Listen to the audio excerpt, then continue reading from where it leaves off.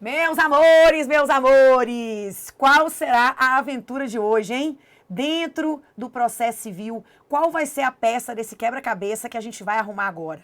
Nós vamos falar hoje sobre gratuidade de justiça. Percebam, Raquel, eu sei que existe um princípio chamado princípio da inafastabilidade da jurisdição. Nenhuma ameaça, nenhuma lesão será afastada da apreciação do judiciário. Tá bom. Então, eu vou movimentar a máquina judiciária. Para isso, a gente tem ali pressupostos de existência do processo, requisitos de validade. Raquel, eu sei que quando eu ajuizo uma ação, eu vou pagar custas. Se eu precisar de uma perícia, eu vou ter que adiantar o valor do perito, dos honorários periciais. Mas eu não tenho dinheiro. Então, assim, né? Eu não tenho nem advogado, por exemplo. Tá? Eu estou aqui pela Defensoria Pública. Ou eu consegui um advogado que fez uma cláusula no contrato ad êxito. Ele só recebe se eu ganhar uma porcentagem.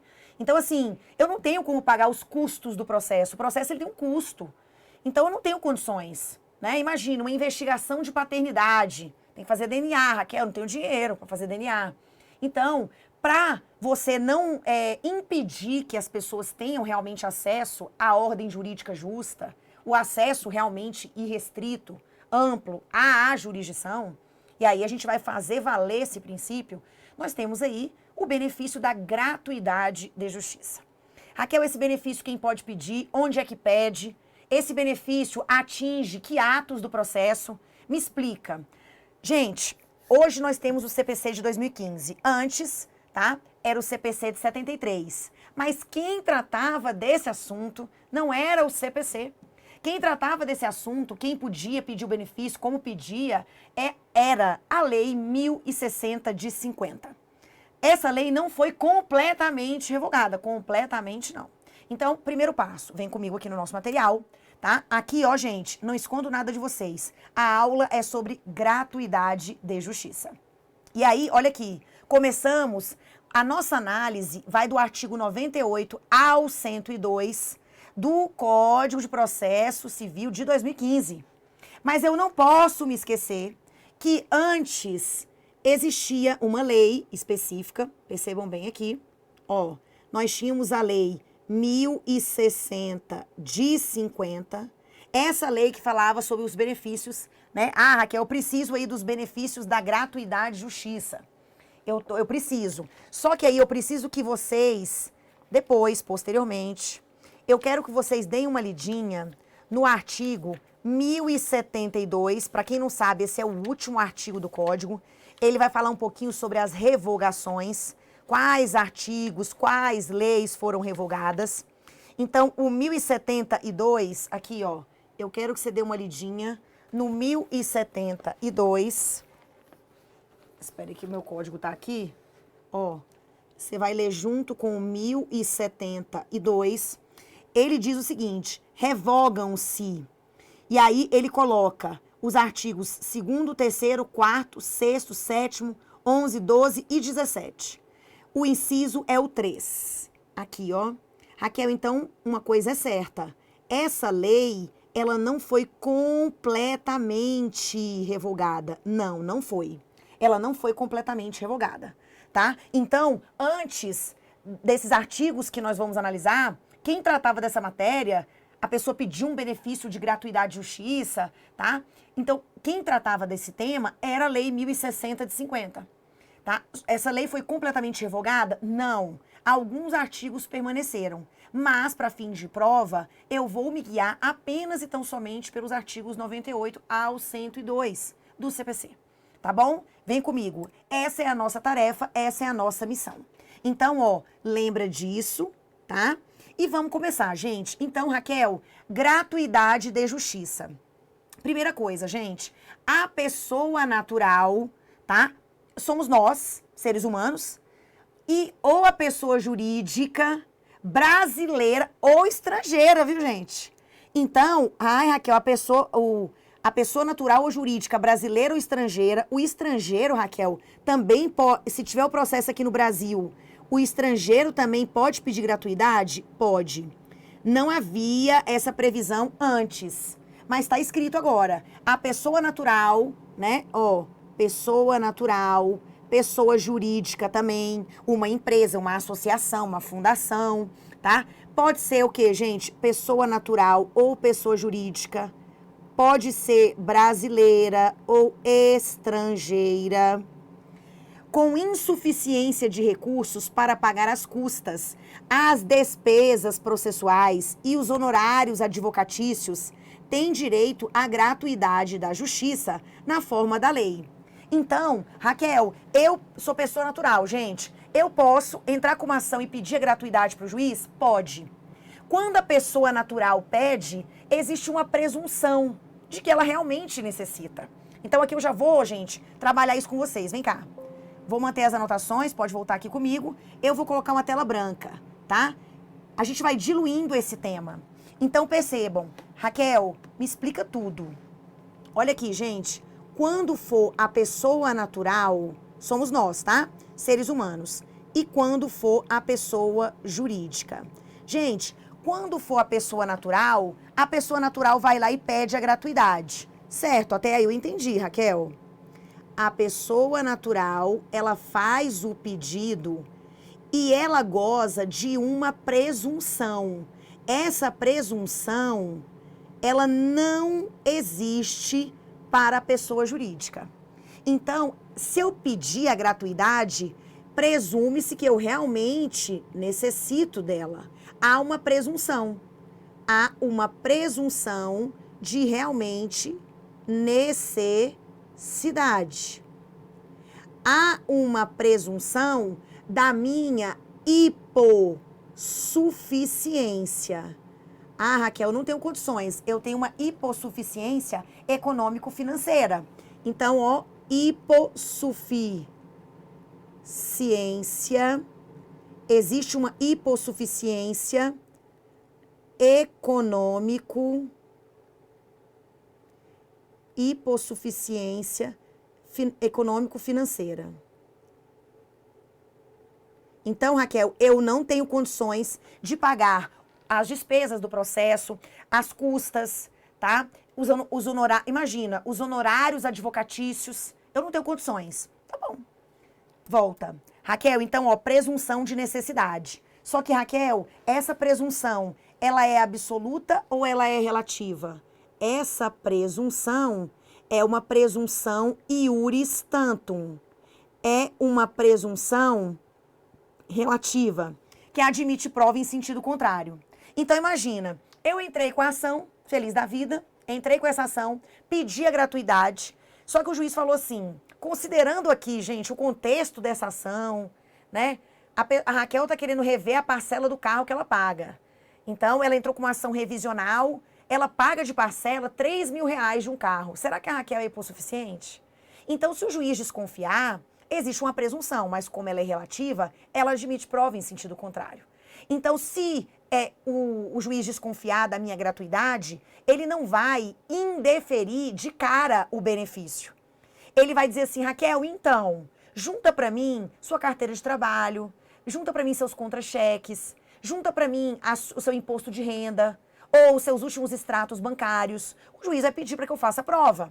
Só que perceba, na hora que eu pedir a gratuidade, o advogado, imagina que eu sou a parte, meu advogado fez o pedido, juntou lá uma declaração de hipossuficiência que eu assinei, dizendo que eu não tenho condições, que eu declaro, né, faço uma declaração, eu me comprometo em estar dizendo a verdade.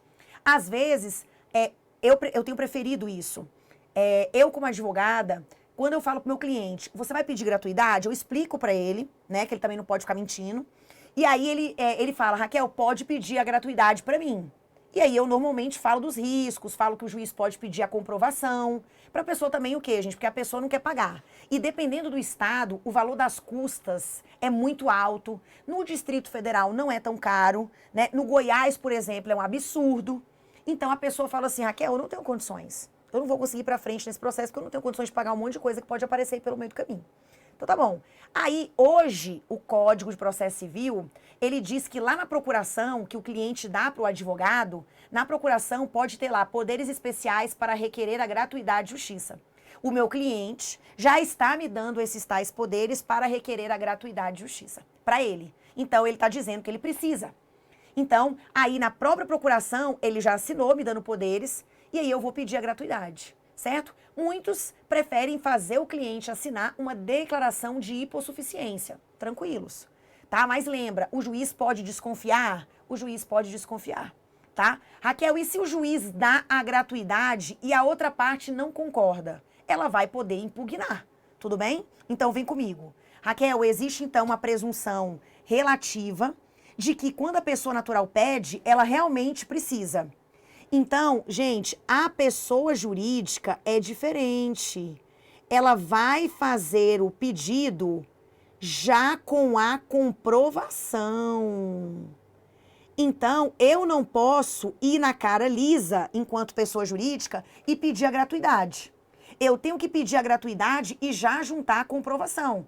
As minhas provas, tá? Normalmente provas documentais, balancetes, imposto de renda, tudo, certo? Então lembra, existe uma presunção de necessidade. Aí, olha lá, Raquel, existe uma presunção. Vem comigo. Raquel, juiz desconfiou. Beleza. Juiz desconfiou. Se o juiz desconfiou, ele não vai indeferir de cara. Juiz desconfiou, ele determina a comprovação, tá? Ele diz, ó, acho que essa pessoa tá querendo dar uma de João sem braço aqui. Então, o juiz desconfiou, ele determina a comprovação. O juiz determina a comprovação, tá? Raquel, e se o juiz falar assim, Raquel, eu indefiro, tá? Eu indefiro a gratuidade. Então, eu quero que você pague as custas. Se eu não pagar, ele vai extinguir o processo. Então, vem comigo. O juiz desconfiou e determina a comprovação. Aí, o X comprovou. Se o X comprovou a gratuidade, que ele faz jus, tá tudo ok. Ele conseguiu o benefício, está ok. O X não comprovou.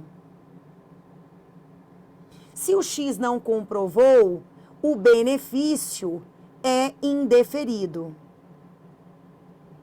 Benefício, ele é indeferido. Raquel, o X não comprovou, o juiz desconfiou, pediu para comprovar. O X não comprovou, o benefício foi indeferido.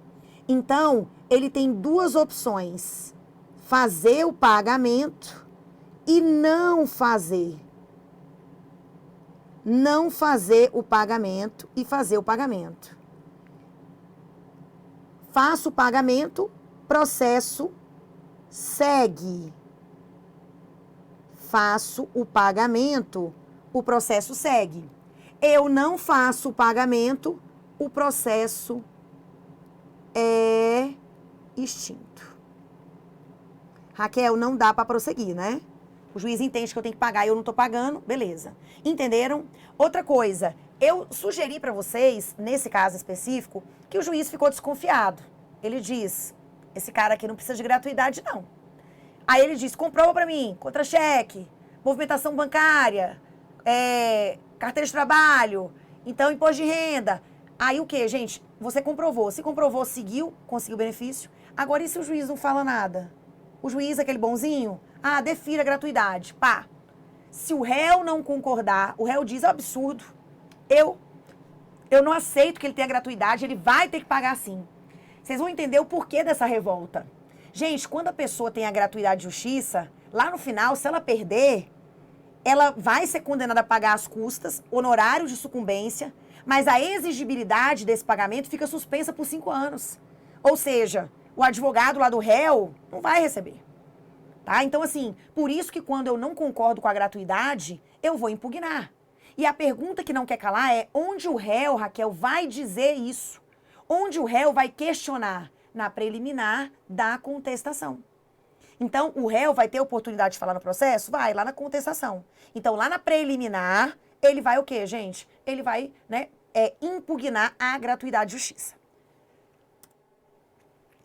Saúde? Vamos lá, gente. Raquel, o juiz desconfiou. Então, aqui, ó, 1. O juiz desconfiou. Beleza? 2. juiz concedeu o benefício, o juiz concedeu o benefício de boa, só que o réu não concordou. Raquel, o réu também pode pedir? Pode. Lá na contestação, o réu pode pedir a gratuidade para ele também. Então, aqui, ó, réu não concordou. O réu não concordou, então o réu vai impugnar a gratuidade de justiça. Olha lá, o réu não concordou, ele vai impugnar a gratuidade de justiça do autor na preliminar. Isso é importante, tá, gente? Onde alegar? Na preliminar da contestação, que é o primeiro momento que o réu se manifesta no processo. A preliminar da contestação. Beleza? Você vai pegar aí o artigo 337, você já se situa. Raquel, já tô a postos. Você vai pegar aí o artigo 337. Veja bem aí, 337. Indevida concessão do benefício de gratuidade de justiça. É o 337, inciso 13. 337, 13. Aqui, ó. 337, inciso 13 do CPC. Então, a medida, perceba, toda vez que o juiz dá gratuidade para alguém e a outra parte não concorda, ela pode impugnar, tá? Normalmente a gente vai utilizar o prazo aqui de 15 dias. Então, aqui é o 13. 1, 2, 3. 337, 13, CPC. Então, Raquel, você falou que tem uma diferença entre pessoa natural e pessoa jurídica, no caso da gratuidade, que a pessoa jurídica, ela tem que pedir já comprovando, tá? Por quê, gente? Porque em relação à pessoa jurídica, não existe presunção, não milita a presunção, então não existe presunção. Eu já tenho que provar. Beleza, Raquel? Isso tá tranquilo. Pode ser o quê, gente? Pessoa natural ou pessoa jurídica brasileira ou estrangeira. Vou colocar assim, ó. Brasileira ou estrangeira. Beleza até aqui? Lindo. Questãozinha fácil, tá?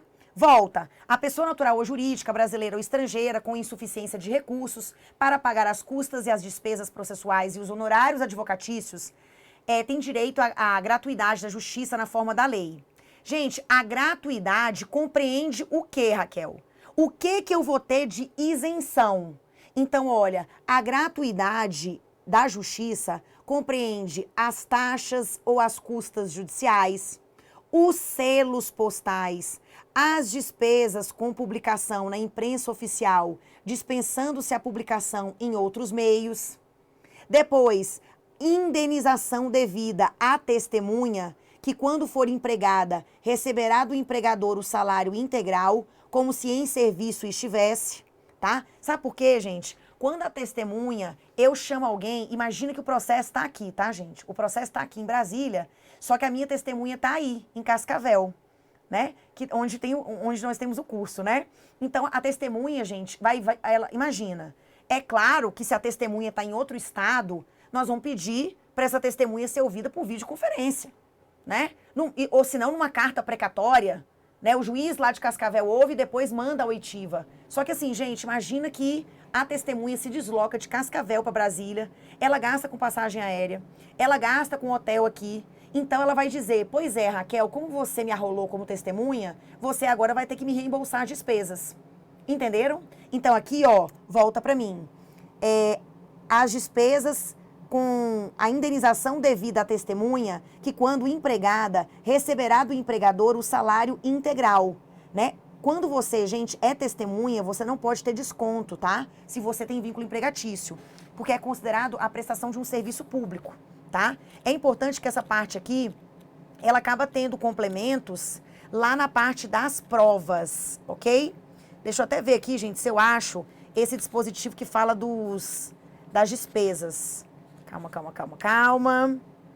Aqui, ó. Deixa eu ver. Essa parte que ela tá... Pode colocar aí. 462 e 463. Fazendo aqueles ganchinhos de sempre, né?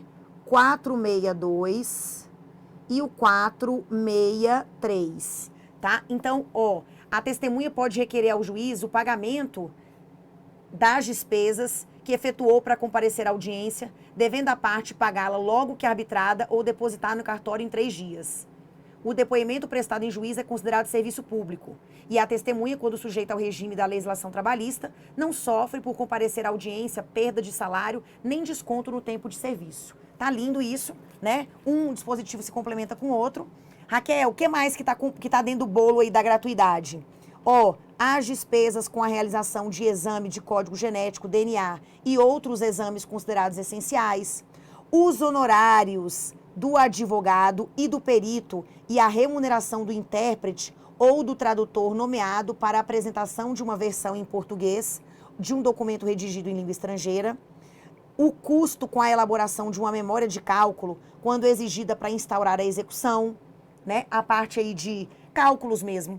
Depois, os depósitos previstos em lei para interpor recurso, para propor ação e para a prática de outros atos processuais inerentes ao exercício da ampla defesa e do contraditório. Gente, alguns recursos, na hora de interpor, o sujeito tem que recolher o preparo, que seria o custo do recurso.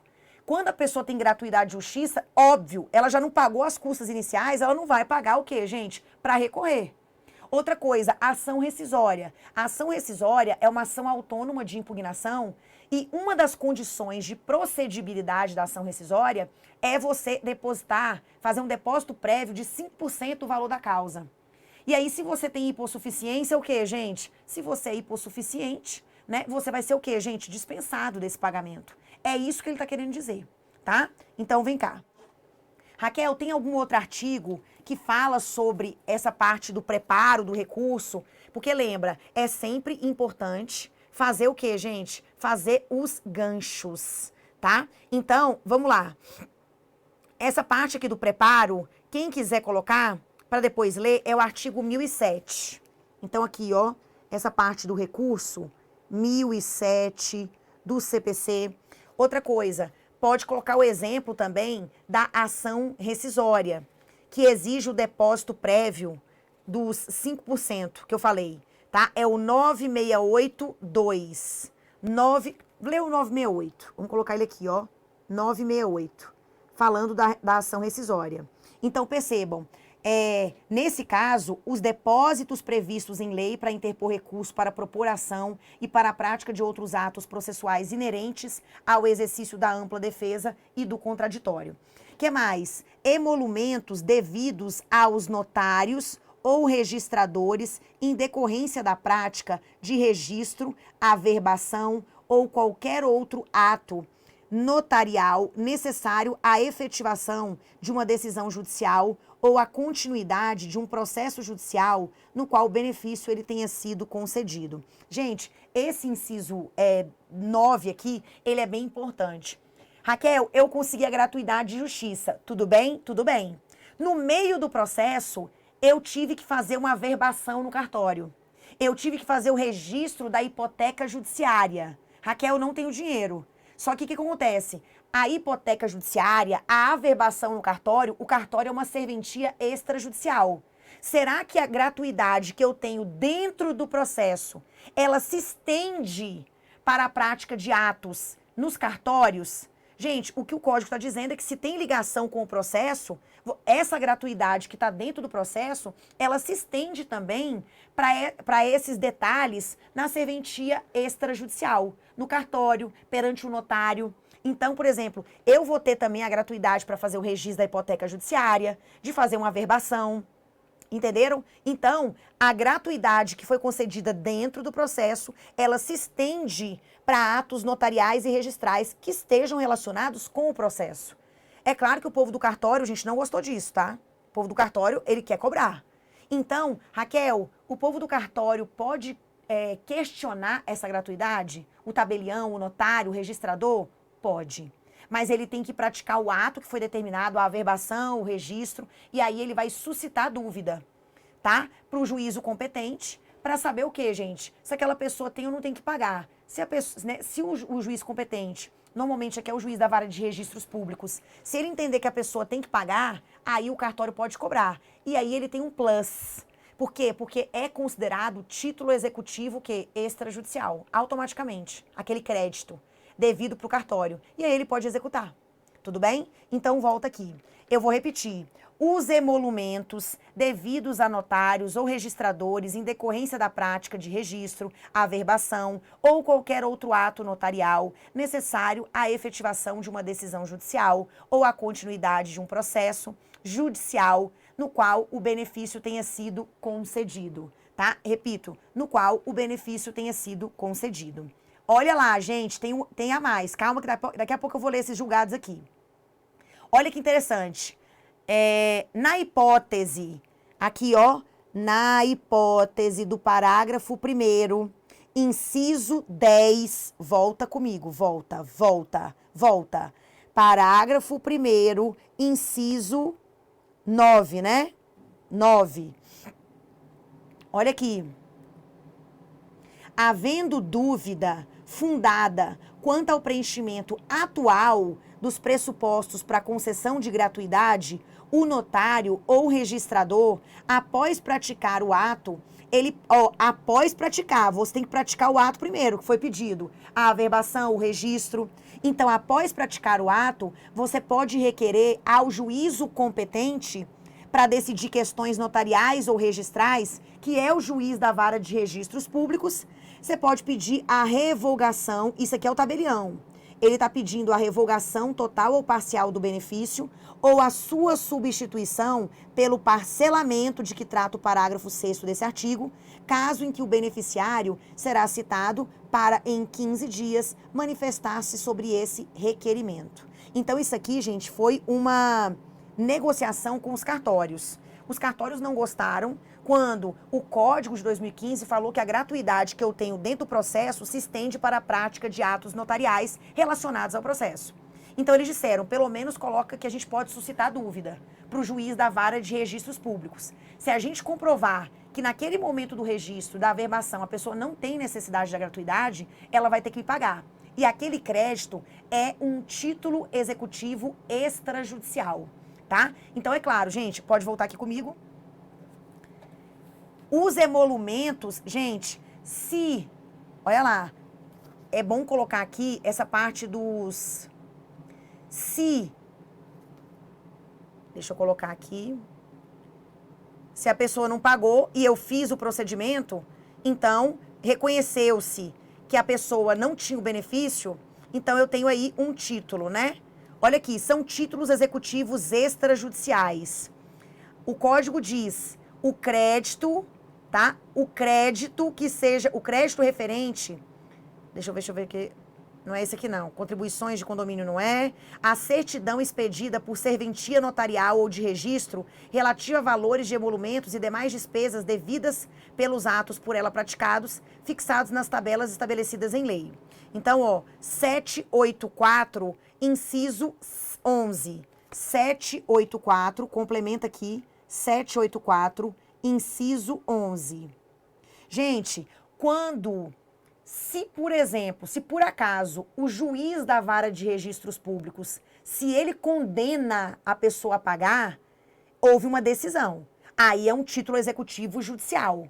Se eu suscitei dúvida e ficou comprovado no juízo da vara de registros públicos que a pessoa não tinha mais direito a esse benefício, que ela tinha que pagar as despesas do cartório, então, perceba, não houve uma condenação, só houve o reconhecimento de que ela não precisava da gratuidade. Então, o cartório pode cobrar, ele emite uma certidão falando quais são as despesas e ele pode executar, porque é um título executivo extrajudicial.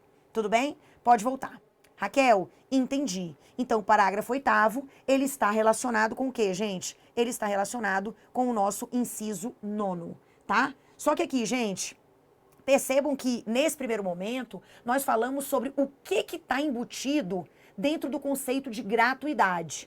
Não quer dizer que a pessoa que tem a gratuidade, ela possa tocar o terror.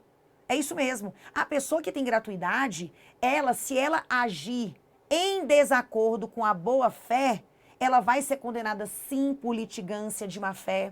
Se ela utilizar um recurso indevidamente, com manifesto propósito protelatório, ela será multada e dessas multas e punições pecuniárias, ela não vai se livrar.